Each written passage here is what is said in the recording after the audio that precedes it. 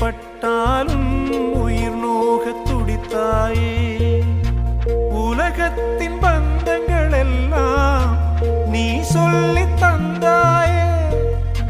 பிறப்புக்கும் இறப்புக்கும் இடையில் வழி நடத்தி சென்றாயே.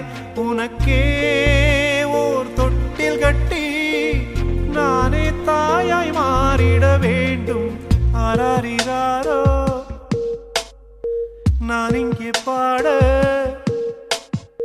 தாயே நீ கண்ணுறங்கு, என்னோட மடி சாய்ந்து